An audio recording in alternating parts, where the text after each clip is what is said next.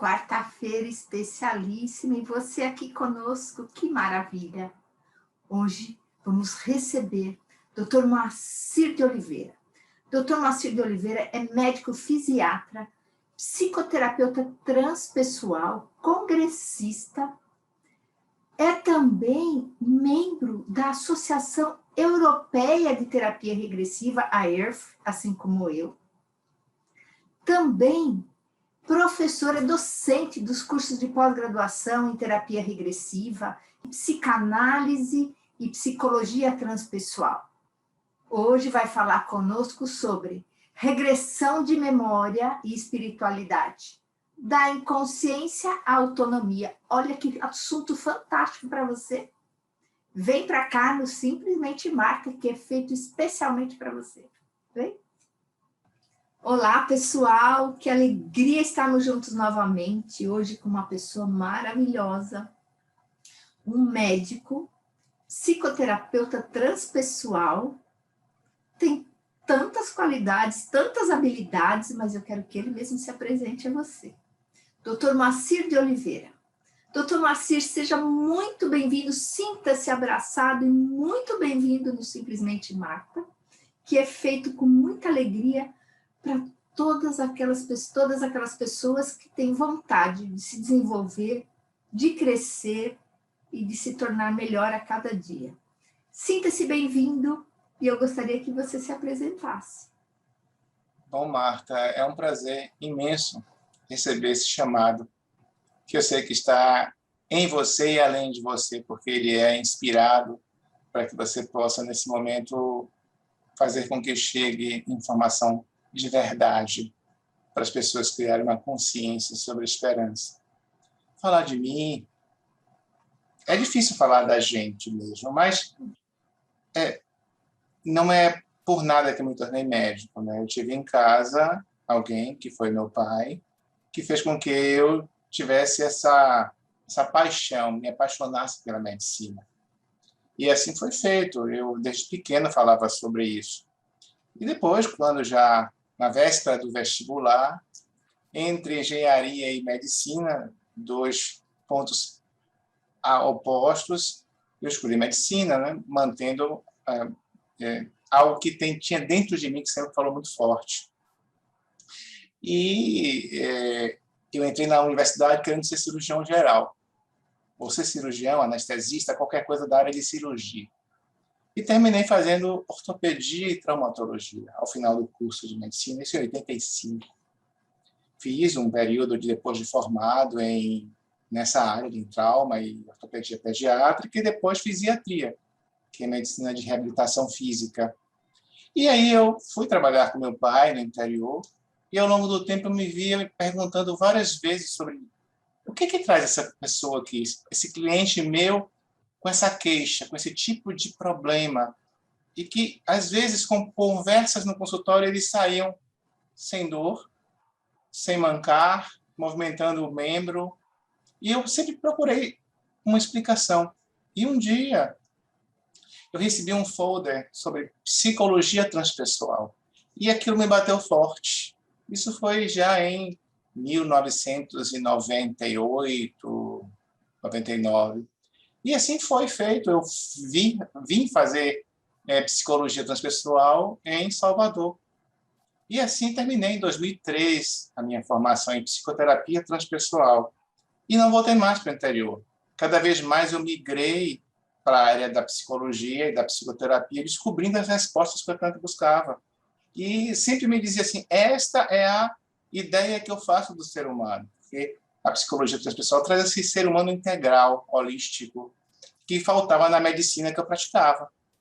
E nesse curso, nessa abertura de consciência, eu descobri uma coisa maravilhosa chamada terapia regressiva, ou terapia de vidas passadas, que eu vim depois, mais tarde, a fazer com Roger Uber, durante 2 anos, e estou aqui até hoje. Nunca mais deixei de me apaixonar cada vez mais pelo tema e procuro sempre ir adiante, investigando, buscando, aprendendo com as pessoas, com a vida.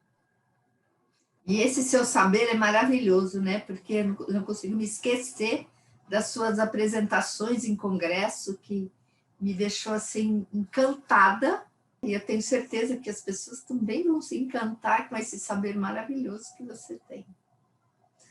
Muito bem. Essa entre a medicina e a engenharia lá, né? Tornou-se médico, engenheiro da mente, da alma. Olha que maravilha! Não é? Descobri que a engenharia ia para outro lado, né? Ao lado do ser humano. Exato, A engenharia exato. cósmica, a engenharia quântica do ser. Exato. E o ser humano é uma engenharia mesmo. É um Sim, projeto engenhoso, vamos dizer sem assim. dúvida. Fantástico. Moacir, eu gostaria de te fazer já uma primeira pergunta, tá? O nosso tema é regressão de memória e espiritualidade, né? Da inconsciência à autonomia. Olha que tema forte, hein? Bem, bem forte esse tema. Então, eu gostaria que você respondesse para nós, assim, o que é, né, a espiritualidade e qual a diferença de religiosidade? Porque muitas pessoas confundem isso. São próximas, não são a mesma coisa, ou são? Eu diria que são próximas, mas não são a mesma coisa. Culturalmente, nós vamos encontrar a busca de cuidado do ser, no adoecer, no padecimento, da medicina, da psicologia, das áreas de saúde, cujo paradigma atual é biologicista. O corpo humano é uma máquina e ela precisa ser explorada enquanto célula e órgão e sistemas para se trazer a cura das pessoas. E em psicologia, ao longo do tempo, se considerou muito a questão do ser humano a partir de Freud, principalmente a partir de Freud. O primeiro grande movimento de inconsciente, de consciente. Então, Freud, para mim, é um marco importante para marcar uma mudança na história da medicina e da psicologia. Porque esses conceitos fundamentais do ser, eles vão nos dizer que, além do cérebro, existe alguma coisa, que Freud chama de consciente, e mais tarde veio a postular a teoria do inconsciente. E, a partir daí, começou a se olhar a pessoa a partir do nascimento. Porque a ciência e a religião, consequentemente a espiritualidade, porque se tinha esse conceito de que a religião e a espiritualidade era a mesma coisa, não se davam muito bem. Por um lado, existia o movimento da religião, que é uma filosofia, é uma crença, e dá valores à pessoa, mas que, segundo esse outro olhar da ciência, ela não interferiria na vida das pessoas. Portanto, se pesquisaria a doença ou adoecer por esse modelo. E com o tempo e as mudanças, a descoberta da física quântica e tantos outros movimentos do dualismo em geral, começou a nos mostrar um outro caminho. Principalmente de que as coisas não começavam com problemas ao nascer. Não se consideraria só a família ou os pais como os nossos grandes formadores de doença ou de problemas psíquicos, levando a sofrimentos emocionais. Então, quando você começa a mudar essa perspectiva e tem uma abordagem holística do ser, você vai pensar o ser como com dimensões humanas, das quais a espiritualidade faz parte de uma das dimensões humanas, das quais, dentro dessa espiritualidade, que é o ser integral, onde desse corpo habita uma consciência, se quisermos chamar de alma, ela guarda a verdadeira vida psíquica do ser humano, trazendo para o corpo o adoecer. Então, a religiosidade é uma força intrínseca na busca da felicidade, da cura, da paz, do autoencontro consigo mesmo ou com Deus, o Deus interno, o que há de sagrado em nós. E começam, então, a fazer uma espécie de demanda para que a espiritualidade da pessoa enquanto ser humano inclua essa dimensão na abordagem psicoterápica. Então, a espiritualidade do ser é o ser que ele é, como pessoa, como ser humano, como indivíduo, como corpo. Isso está envolvido num bloco só, de um sagrado enquanto existir. Já a religiosidade é esse impulso de busca por autoconhecimento, por conexão com Deus. E a religião é a ferramenta que o ser humano utiliza, inclusive, eu corrigindo, utiliza para fazer essa autodescoberta. Então, quando a gente fala de trabalhar a espiritualidade, não significa que eu vou trabalhar o aspecto religioso, mas sim eu vou fazer um aspecto do ser humano integral. Mente, corpo e alma. Que coisa esplêndida, né? Como a criação é maravilhosa, né? Sim. Eu fico imaginando, assim, como seria se a gente não tivesse a consciência? Sim. Como seria se a gente não tivesse o discernimento, o equilíbrio? Seria bem difícil não ter essa representação, né? Da espiritualidade Sim. e da religiosidade. E, Marta, nós não estamos voltando a nenhuma novidade. Se nós formos procurar na história dos modelos do porquê que a gente adoece, do porquê que existe doença, sofrimento, a gente vai encontrar muito na antiguidade. Nós vamos encontrar os xamãs, nós vamos encontrar, durante todo esse período em que o homem sempre existiu, de Sócrates e outros filósofos, esse conceito. Existe um conceito xamânico que fala dos 5 elementos, né? A terra, o fogo, a água, o ar, o éter, que são bases para a medicina chinesa e para a medicina ayurvédica. O nosso modelo ocidental é que divergiu disso. E foi a partir de 1500, com Descartes, aquela história toda da descoberta por Newton da física tradicional, que a gente chama no paradigma antigo, que levou a gente à especialização, ao ser biológico. Mas existe toda essa história que a gente está falando de holismo, de espiritualidade, desde a antiguidade. Eles têm isso como conceito, e que se a gente for fazer um estudo, a gente vai se superpor esses conceitos, eles são muito semelhantes a esse conceito quântico que a gente vive hoje de novo paradigma. Então, nós estamos, na realidade, voltando à origem do ser humano enquanto pessoa, enquanto alma, enquanto esse indivíduo completo, ligado a todo o universo, e à natureza, e a tudo que está em nossa volta. Então, não há novidade nisso. A gente está reeditando com uma linguagem moderna, contemporânea, o mesmo conceito dos antigos, do velho Hipócrates, o pai da medicina. Exato.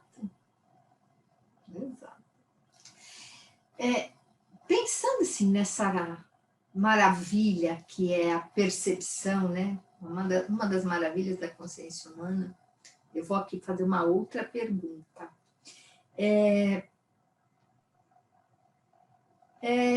Pensando no sistema de crenças, o quão pode ser distorcida a percepção da realidade de mundo de uma pessoa e quais os impactos que isso tem no bem viver dela? Essa pergunta é perfeita e própria. A gente assiste hoje um mundo inteiro com essas distorções. O que é crença, valor? É aquilo que nos move em validar as nossas atitudes perante a vida, a nossa visão de mundo, que está à nossa volta. O mundo da nossa volta é visto em função daquilo que eu carrego dentro de mim e que eu aprendi com a minha família, aprendi com a cultura, aprendo com a sociedade e com as informações. Desde pequeno, alguém vai me dizendo, você é menino, você é menina, alguém vai me dizendo o que é certo e o que é errado. Então, se a gente for observar, o primeiro sistema de crenças que a gente recebe é o da família. Exatamente. A gente traz esse legado dos pais e assiste as famílias harmoniosas, as famílias distônicas, distorcidas com seus problemas, vamos vendo e gravando os exemplos. Se a gente for falar de sistemas, teoria de sistemas, a gente vai perceber de que o sistema ele obedece uma ordem implícita. Se a gente for estudar Bert Helling, isso é fantástico, porque a ordem do amor ele exige uma coerência de leis que devem funcionar em harmonia, respeitando cada nível e cada hierarquia. Então, quando a família vem, ou a própria sociedade, a cultura, a tradição que está incluída na sociedade nos traz um valor, ele entra em nós como verdade e passamos a validar o outro e as coisas como tal. Se a minha visão de realidade ela não é tal qual a realidade é em verdade, ela está distorcida. E o povo brasileiro, tem uma pesquisa de mais ou menos um ano e meio atrás, que fala sobre isso. O Brasil é um dos países onde a visão de realidade das pessoas está, digamos assim, muito distorcida. Ele é o 5º país onde as pessoas têm uma visão de realidade que não corresponde à realidade que vivemos. Sobre vários aspectos. Isso foi uma pesquisa do IPSEM já há algum tempo e mostrava isso, junto com o México e outros países do mesmo nível em desenvolvimento. Então, quando eu tenho isso, o meu estilo de vida vai ficar também distorcido, porque o meu comportamento vai ficar inadequado. Então, eu vou ter um estilo de vida tóxico, isso vai me trazer doença. E aí, a gente passa a um outro conceito importante, porque, como a gente é biologicista, a princípio, né, em geral, a gente procura um médico para receber um remédio. E esse remédio ele vai dizer, olha, isso é genético, o seu problema é genético, porque você herdou de alguém. E vai lá, hipertensão, diabetes e outras coisas. Mas como o estudo avança para um lado interessante, uma expansão, a gente vai encontrar uma outra ideia que está além da genética, do interno, que é a genética externa, ou a epigenética. E aí a gente vai encontrar estudos que mostram que estilo de vida modifica gene, que impede, se meu comportamento ele é um comportamento adequado, mais próximo à realidade, portanto, saudável, aqueles problemas que falam é genético, eles não vão ser liberados. O gene não vai abrir para desenvolver a doença física ou a doença psiquiátrica. É verdade. Portanto, se eu vivo com conceitos ou informações erradas, fake news, eu vou desenvolver muito facilmente essas doenças. Mas se eu procuro me autoconhecer, conhecer o mundo à minha volta, e sou aberto, com uma personalidade que não seja rígida, né, que é um problema, essa rigidez, e consigo mexer e ressignificar as informações, as crenças que eu tenho, eu passo a entender melhor a mim mesmo, quem está comigo à minha volta e o mundo em que eu vivo, sendo o mais realista possível. E aí as coisas funcionariam melhor se as pessoas pudessem saber disso, que a mudança partindo de dentro, com mudança de crenças e valores, repercute no indivíduo e, por consequente, em seu sistema como um todo, seja familiar, seja comunitário, enfim, de país. Essa é a importância da crença. Nós temos responsabilidade por elas. Depende de cada um de nós, não é? Depende de cada um de nós. Eu acho isso fantástico. Porque enquanto a gente está preocupado em responsabilizar, terceirizar as nossas dificuldades, nós estamos perdendo o time da nossa vida de viver bem, né? De ter saúde plena. A gente pensa que é único, e não é, nós não somos únicos. Exato. E isso, se a gente for analisar sobre um ponto de vista da nossa personalidade, nós temos uma identidade. E nessa identidade de ser, a gente vai ter algumas características. A gente está falando desse egoísmo, esse egocentrismo que é típico das pessoas narcísicas. Só ela existe, só ela é importante. O narcisismo em excesso gera o ser antissocial, porque ele vai ser egoísta tão fortemente ao extremo que ele vai pensar que nada existe além dele, que toda a vontade dele precisa ser atendida. E aí ele passa a ter problema. Então, a gente tem uma formação, digamos assim, pré-mórbida da personalidade que pode levar a gente a adoecer, tanto para o lado das neuroses, quanto do lado das psicoses, criando doenças como a esquizofrenia, ou depressão, ou a ansiedade. E hoje nós somos um dos países mais ansiosos do mundo. O Brasil é um dos países mais ansiosos do mundo. Já era e agora continua a ser em maior prevalência. Em maior escala agora, não é? Devido a toda a dificuldade que a gente está vivendo. A gente teve na semana passada uma entrevista com uma psicóloga infantil, e eu achei também tão rica, que ela falava dos primeiros 7 anos da criança, que é o momento em que a criança está ainda reencarnando. Né? E aí as crenças, tudo que vem moldado pela família mesmo, né? Como você disse. E essa coisa da criança, dos pais super protegerem, né? A criança não aprende a se frustrar, a lidar com a frustração, e isso acaba criando a pessoa narcísica mesmo, né? Tudo tem que ser para ela, no tempo dela, e desenvolve uma agressividade, uma ansiedade gigantesca por se sentir impotente diante do mundo. Faz sentido isso, doutor? Faz sim. Já estamos falando de espiritualidade, porque o conceito de reencarnação é universal. Uhum. Talvez aqueles que não tenham ideia sobre isso achem que é só do espiritismo ou de algumas outras crenças, mas ele é universal. É universal, claro. O Bhagavad Gita, o budismo, e tantas outras. É um conceito amplo. Mas, então, nós estamos incluindo isso no indivíduo. É um valor muito importante. E se a gente sabe, e for pegar Freud e jogar isso em cima de Freud, ele vai falar sobre o desenvolvimento infantil e as fases oral, anal, do desenvolvimento genésico.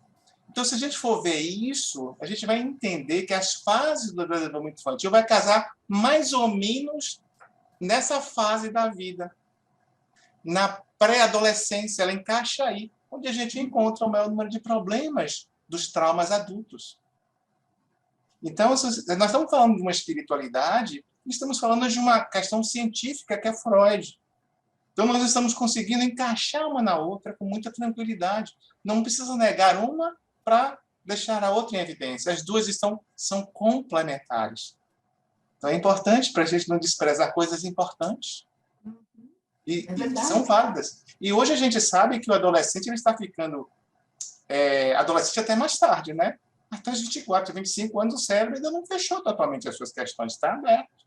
Exato. Daí, um grande número de problemas que podem acontecer com a pessoa mesmo ainda numa fase mais avançada da vida.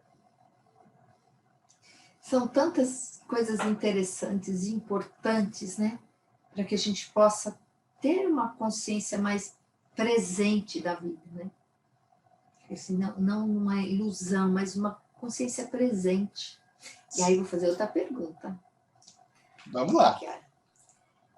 Falando, né, da espiritualidade e existência corpórea, quais são os aspectos envolvidos na transformação da consciência?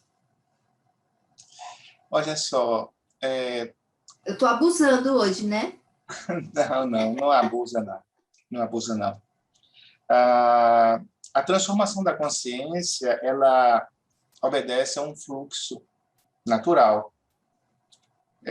A gente pode avaliar várias culturas ou várias filosofias, né? A gente pode olhar a própria ciência, até o próprio Darwin. Em tudo há um curso empurrando o ser humano para a evolução da consciência, para a aquisição de conhecimento sobre si mesmo. Então, o primeiro passo para isso é saber ouvir a si mesmo. Ouvir o que pede a pulsão, lá de Freud, falava de pulsão natural, uma pulsão interna que impulsiona o ser em busca da alegria, da felicidade, da paz, de se sentir pertencente. Pertencente a si mesmo e ao lugar onde ele se encontra. Então, quando a gente observa para isso e observa para essa evolução, uma das primeiras características que a gente precisa enquanto evolução de consciência é saber ouvir a si mesmo e procurar onde está o incêndio que nos leva ao padecimento, à dor. Porque se a gente for ver, a gente tem esse impulso natural do desenvolvimento, esse tal que os chineses chamam, para poder fazer com que nós possamos encontrar essa paz, essa felicidade, essa alegria consigo mesmo e com tudo que está à nossa volta, e transformando nossas ações. É preciso que a gente entenda e veja sobre essa fogueira, sobre essa questão que está ardendo dentro de nós e que nós não damos importância. Se você pegar uma chaminé e fechar a chaminé, alguma coisa vai acontecer. Essa fumaça toda, que esse fogo ele está querendo colocar para fora, ele vai causar alguma coisa dentro, em volta do que está, onde está esse fogo. Então, quando a gente não obedece a esse primeiro impulso de busca do prazer, de busca da felicidade, em busca da saúde, da santidade, da transcendência, da transformação, a gente fica doente. Fica doente psiquicamente, vem as aflições psíquicas, e fica doente fisicamente com as somatizações, através de toda essa força interna que transforma, digamos, distorce a energia que cada célula ou cada órgão vai receber. Então, a transcendência que os orientais falam, né? A gente fala da santificação, que saúde significa sanos, santo, né? E então, quando a gente pensa nisso, nesse impulso de transformação, a gente tem que estar aberto, a gente tem que se trabalhar para se tornar flexível à autotransformação, a nos tornarmos transpessoal. Essa é a principal característica e é o impulso de que nós devemos obedecer nesse processo de ter consciência, de transformação de consciência. Quando a gente tem esse conceito interno, a gente tem um conceito externo, porque eu e você somos um. E essa frase não é minha. Essa frase é muito conhecida em vários cantos do mundo, né? Então, se eu não gostaria de receber aquilo que eu estou fazendo ao outro, eu tenho que agir diferente. É a lei de ação e reação, que é um grande conceito sobre karma. Por isso a gente fica preso nessa roda da vida e da morte, segundo o budismo tibetano. Então, quando a gente atende ao chamado da clarificação de consciência, ou corporificação da consciência neste ponto quântico, que é a terceira dimensão, a gente está sendo chamado a essa autotransformação, a ver além das formas. E que, assim, todo sofrimento tem um sentido, né? Tem um chamado nesse sofrimento, nessa dor, né? Exatamente. E a cura está aí, na consciência. Nós estamos inconscientes, nós somos ignorantes. A consciência chama para transformar a ignorância em sabedoria, na vivência do dia a dia. E vai desenvolver certas potencialidades de nós mesmos, que se chama resiliência, que é a capacidade de lidar com naturalidade, com equilíbrio emocional nas dificuldades que a gente encontra no ambiente que a gente vive, com as pessoas, com as coisas. Então, desenvolve também a compreensão sobre a resignação. E não deixa que a resignação seja um problema e nos acomode. Sim, é uma dupla que impulsiona uma outra força, que a gente pode falar de Assagioli, sobre a motivação, a energia da vontade. Da vontade, então, faz a gente ir para esse interesse de crescer. É o desejo. Então, eu diria a você que o contrário do medo, que é o grande problema que faz com que a consciência não se desenvolva, o medo de crescer e se manter na infância, é o desejo. O contrário de medo não é coragem. Coragem é uma qualidade da força de vontade. Mas sim, o contrário de medo é desejo. Eu quero fazer. Eu quero buscar. E é essa força interna que impulsiona a gente a fazer essa conscientização, essa autotransformação. Porque o medo acaba sendo uma ilusão, né? Nessas Sim. questões. Sim. É o que o budismo fala, né? Sobre a realidade que a gente vive, que ela é uma ilusão. A gente vive a ilusão. E tem uma força isso, né? A ilusão, a gente tem imagens, tem sensações, isso torna uma potência de uma forma negativa na nossa vida. Nessa perspectiva, a vida é uma grande fake news. Nessa perspectiva, ela é totalmente distorcida. E aí, quando a gente olha essa realidade também distorcida, a gente está vendo uma mentira ou uma ilusão. A ilusão é aquilo que a gente pensa que existe de uma forma distorcida. É uma realidade. Existe uma realidade, mas a definição de ilusão é ver a realidade distorcida. Não é uma alucinação, que é uma outra coisa. É uma lente que está suja, que a gente não consegue ter clareza, né? Exatamente. Então, aqui, ó, o nosso tema né, como eu falei lá, é regressão de memória, da inconsciência regressão de memória e espiritualidade, né, da Isso. inconsciência à autonomia, né? Aí eu pergunto, quais são os aspectos envolvidos no processo de autonomia da existência? Marta, o grande processo para isso se chama autoconhecimento. Cada vez mais que eu trabalho com terapia regressiva, que pessoas me procuram, eu quero fazer uma regressão. Por que você quer fazer uma regressão? Porque eu quero saber, eu quero conhecer, porque eu quero me curar de alguma coisa. Como você pretende se curar através da regressão? Porque só saber sobre aquilo que foi não cura. O que foi precisará ser compreendido, digerido. E você precisa olhar na sua vida hoje o que aquilo impacta. Você falou em presentificação, estar presente na vida. Nós estamos falando de pessoas que estão ausentes do presente. Estão deixando, por automatismo, por impulsos, por pulsões, repetir os padrões e os erros de algo que é passado. Se você não entender isso, não é mágica. Terapia regressiva exige esforço e exige que você seja preparado para se reconstruir, para que você ressignifique o que você está vivendo hoje, sabendo que você tem o livre-arbítrio, a integralidade de suas decisões, porque até então você não as tem. Quem decide por você é o que você foi, não o que você quer ser. Exato.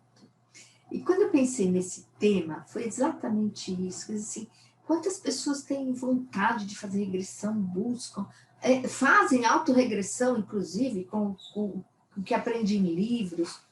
Aí eu fico pensando, né? Qual a função disso?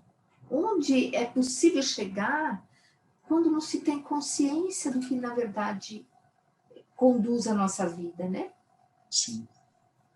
Aí a gente vai falar de ego, né?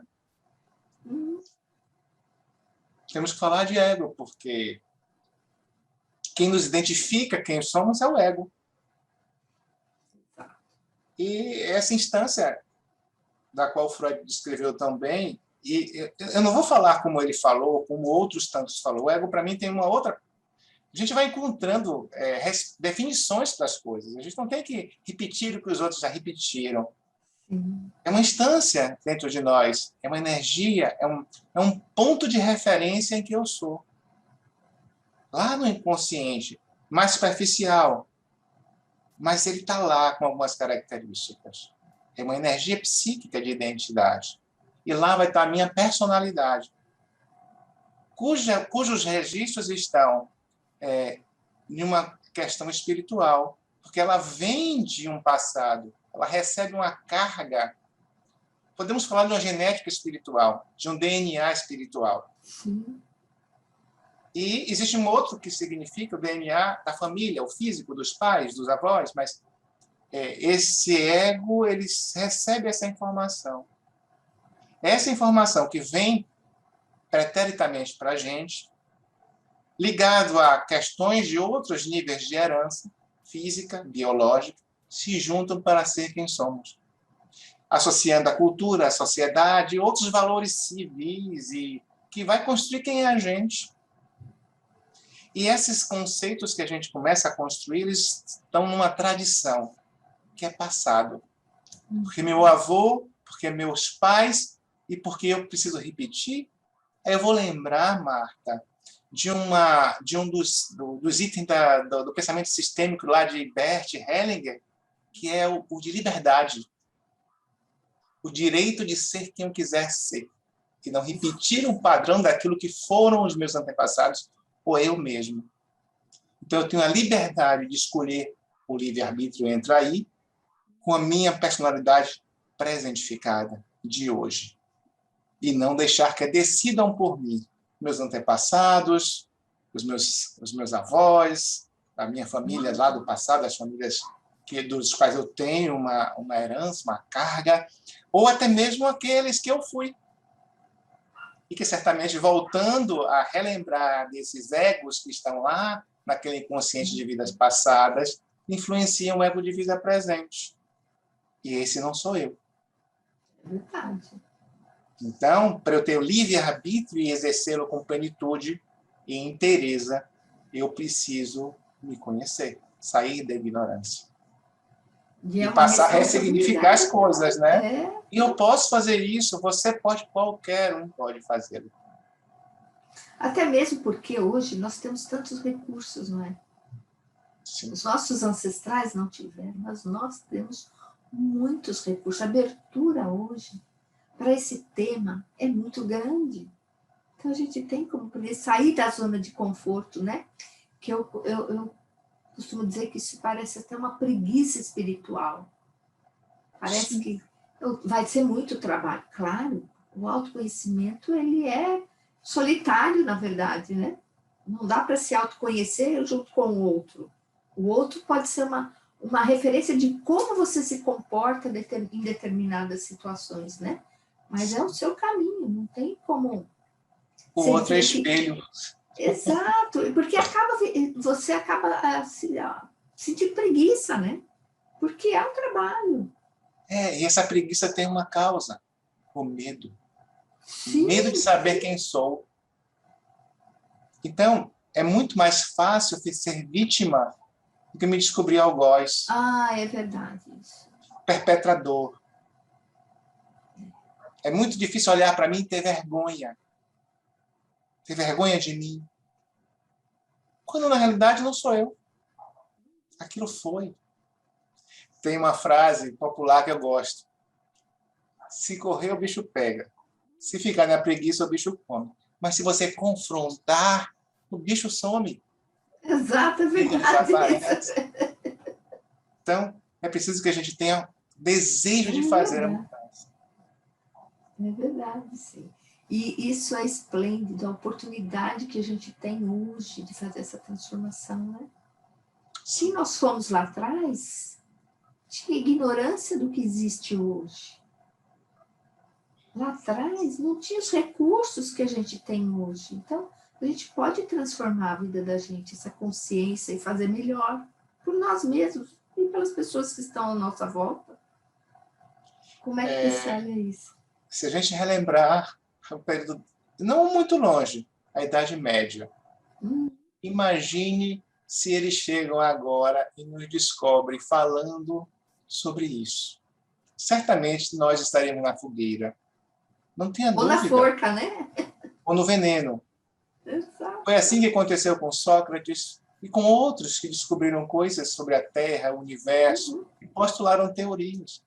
Parece conspiração, mas observe como nós podemos falar hoje sem prurido, sem vergonha, sem censura. Com entusiasmo, inclusive, né? Isso não é uma coisa fantasiosa, isso é realidade. E não é nova, mano. A psicologia transpessoal começou no movimento hippie em 1960, com Maslow e outros. Jung já falava disso.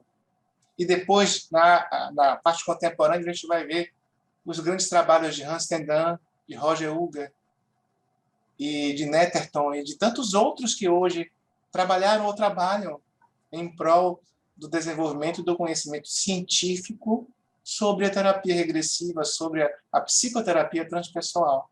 O grande Grof, Stanislav Grof, e outros e outros. E no Brasil nós temos o Milton Menezes, a Marta Mendes, e tantos outros.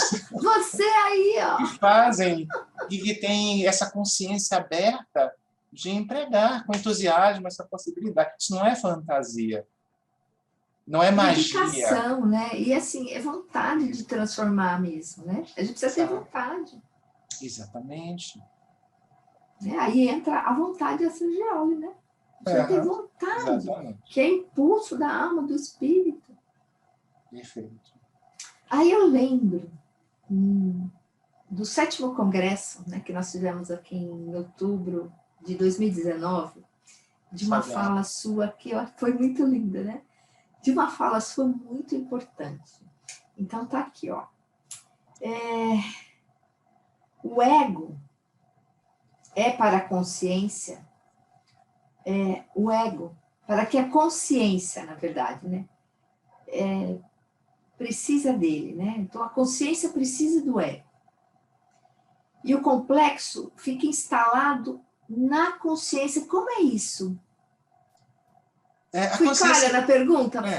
Fui clara? foi clara. A gente sempre seguia por mapas. É o que os navegadores chamam de cartografia.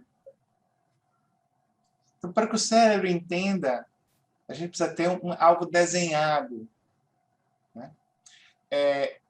Então, nós temos uma parte dessa consciência que ela é consciente e outra parte que ela é inconsciente. Como se fossem camadas. Como se você tivesse uma cebola. Quando você vai descascando a cebola, você vai chegar até um centrinho.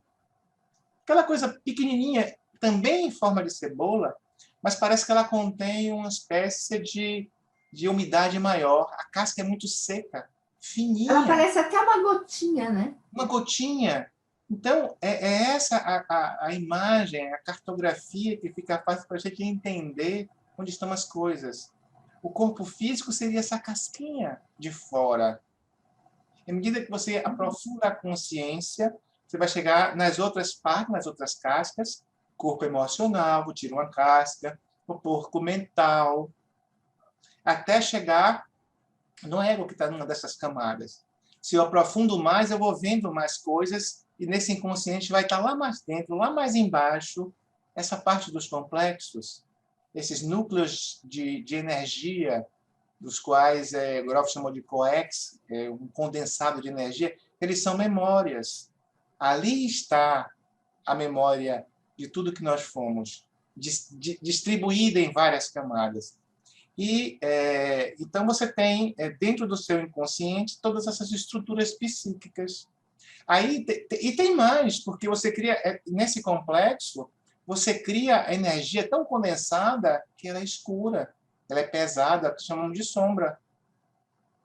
E é isso que confunde a gente esconde. Isso que é a fogueira, porque são as distorções. O que a gente faz? A gente cria uma outra forma, sabe? Um outro complexo, nessa mesma instância, próximo, chamado o falso self, que é a máscara. Aí chegam para Marta, Marta, você é linda e maravilhosa. Poxa, como você é educada. Aí eu pergunto, será que Marta realmente, dentro dela, ela é assim? Ou Marta tem fumaça? Marta tem uma fogueira que traz os medos, que traz as angústias, que traz as dores de Marta.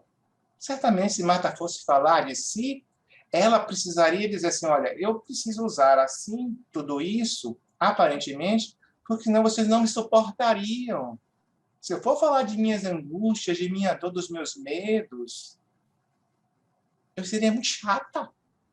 E vocês não estariam aqui me assistindo. É verdade. Então, eu preciso ter um tom, uma cor, uma forma para viver e falar para vocês que a gente tem essas partes, mas que essa aparência está em transformação.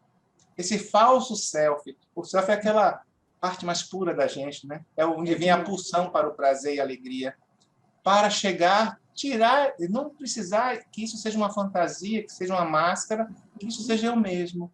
Então, quanto mais você dissolve a sua sombra, você encontra os seus medos, se você confronta os medos, somem, você vai virar mais parecida com o seu self, e aquela falsa maneira de ser, ela vai ser muito mais representativa e verdadeira, porque ela está refletindo aquilo que verdadeiramente você é, sem esconder as máscaras. Então, são instâncias psíquicas, né? Um anti-self, que é contrário ao self. A sombra é um anti-self, porque se eu tenho luz no self, eu tenho escuridão. Então, é a briga entre a sombra e a luz. Aí eu crio uma aparência e viro um irmão bonzinho. Na realidade, em casa eu sou terrível. Eu maltrato os filhos, eu maltrato a esposa, mas eu não quero que a sociedade me veja. Então, eu disfarço quando eu estou em público. Mas eu não sou aquilo. Mas quando eu sou aquilo em todo lugar, eu sou realmente eu. Eu sou meu self. Então, essas estruturas psíquicas, elas flutuam à medida que a consciência vai se conhecendo e vai confrontando esse medo. E se vocês não assistiram, assistam o filme Soul, da Alminha Teimosa, Ah, é da lindo, Disney. né? Eu assisti. Vocês vão ver exatamente isso que eu estou descrevendo, sobre propósito, sobre sombra. E ele é um desenho animado, mas que ilustra bem essa imagem. Eu trouxe a cebola porque fica fácil, mas o filme ele é bem mais rico em capacidade de percepção sobre sombras, propósitos, o que verdadeiramente precisamos ser. E isso é tão rico, né? Muito rico. Eu falo que a gente é dotado de uma riqueza tão grande e às vezes a gente não enxerga. O ego, a gente precisa dele, mas ele não tem que ser o norte da nossa vida. Eu falo que o ego ele existe para que a nossa alma o eduque e que ele possa ser melhor do que ele foi e crescer e se desenvolver, porque a gente precisa do ego, faz parte da nossa história, né? Da nossa vida. Mas que a gente pode, ele não é ele que é o dono da gente. Nossa alma vai educá-lo para que a gente possa viver melhor e ter consciência, autonomia. Muito bem, Moacir. Aí eu quero fazer mais uma outra pergunta. Claro. O Hans Tendan, que é uma das maiores autoridades em terapia regressiva hoje no mundo, ele sempre diz: o problema é a solução. Como é que você vê isso? É a mais pura verdade. E eu lembro do Hans, lá em Maceió, do último evento que ele fez, que eu estava presente, ele falou assim: vocês já tiveram um cliente que não tinha problema? Vocês já atenderam na vida alguém que nunca teve uma dificuldade porque ele tinha sorte demais? E a resposta dele foi: eu tive um. Mas o indivíduo era tão sortudo, que ele era chamado para resolver os problemas dos outros, porque sabiam que ele resolvia tudo que ele botava a mão. E eu perguntei, então, o que você veio fazer aqui? Ah, Hans, é que ser tão feliz, ter tudo na vida resolvido, me traz tristeza. Porque fica com uma vida monótona. Eu já sei que eu vou conseguir. Minha vida não tem desafios, problemas. Eu resolvo o problema dos outros, mas meu problema, eu não tenho. Então, o problema serve para a gente se sentir estimulado a vencer. Ele era tão sem problema que ele não tinha necessidade de olhar para ele próprio. O problema traz o estímulo para a gente olhar para a gente. O estímulo para a gente se educar. Para a gente procurar cada vez mais ser real consigo mesmo. Se não houver estímulo, se não houver problema, se não houver dificuldade, no nível que nós vivemos de consciência, nós não vamos sentir necessidade. A dor é educativa. A dor educa e motiva o ser a ir mais longe. E a gente cria desafios, estímulos para vencer. Eu costumava dizer, quando eu era mais jovem, né, faz tempo, hein, gente? Quando eu era mais jovem, faz tempo. Eu costumava dizer que eu adorava desafios. Os desafios me mantinham viva, com vontade, com força. E aos poucos eu fui percebendo que eu não precisava de todos aqueles desafios que, na verdade, eu acabava até buscando. Que aquilo fazia mais parte do meu ego do que da minha alma. E quando eu me dei conta disso, foi tão rico para mim. Porque eu comecei a fazer coisas, né? E elaborar, e imaginar, criar coisas com um propósito firme. Isso me trouxe muito mais vida do que eu tinha antes, né? Me trouxe muito mais perspectivas do que eu tinha antes. Isso foi muito rico. E por que eu estou falando isso? Porque às vezes a gente acredita que não ter problema é o paraíso. Não é. A gente vive que nem um parasita. Porque não tem estímulo. É como no caso, a felicidade para essa pessoa se tornou um problema. Porque ela tinha tédio, na verdade, né? Porque ela já sabia que ela ia conseguir, então virou um tédio. E aí começa a criar uma preguiça espiritual. Isso. A felicidade, a alegria, a sorte, vamos chamar assim, era a sombra. Não era real. É verdade. Então, o problema era a solução. Exatamente. O problema é a solução. Moacir, nós estamos chegando ao final da nossa entrevista, do nosso encontro delicioso, que eu fiquei encantada. Passou tão rápido. Passa muito rápido. Passa muito rápido mesmo. É que são coisas tão interessantes que a gente fica tão envolvido que não vê a hora passar. Eu quero pedir para você deixar uma mensagem para essas consciências que estão nos assistindo. Uma mensagem pensando em todo esse propósito que a gente tem, né, em nível de vida, de trabalho. Gostaria que você deixasse uma mensagem para eles. Quando eu comecei a falar, Marta me pediu para eu falar sobre mim. E pediu que eu narrasse os fatos, pelo menos pontuasse alguns pontos da minha vida que me fizeram encontrar esse caminho.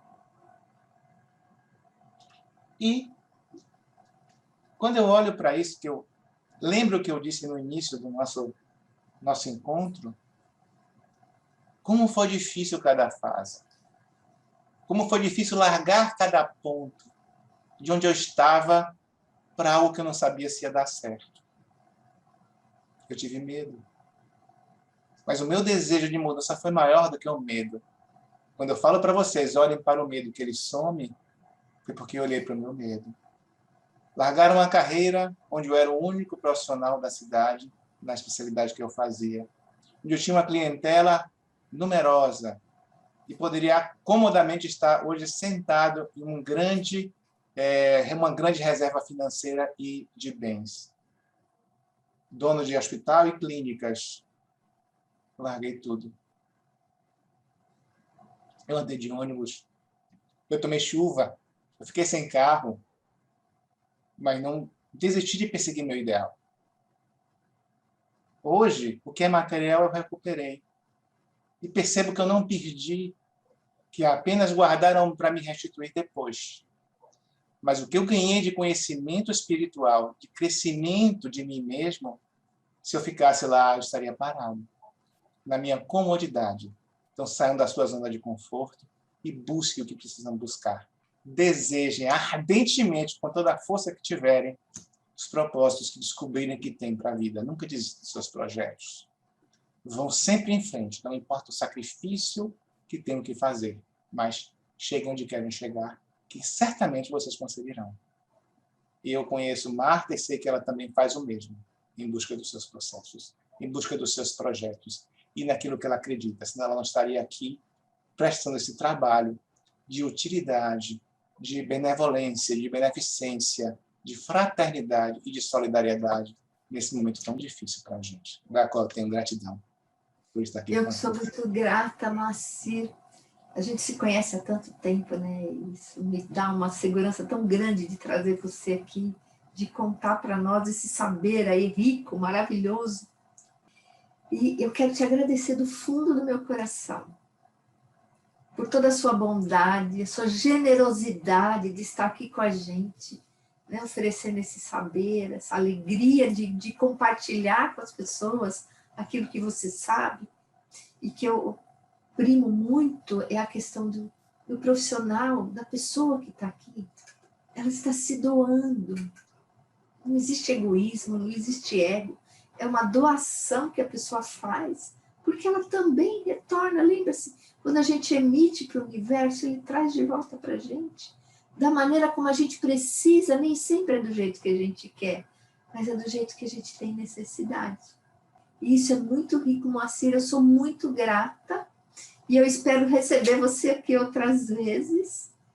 E que você que está aqui nos assistindo até agora receba este conhecimento como um presente do universo, que é essa sabedoria que o Moacir está trazendo para nós.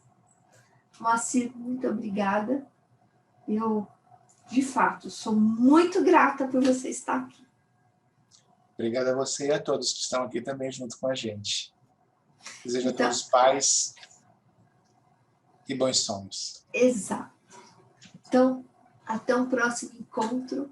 Gratidão para você que esteve aqui com a gente até agora.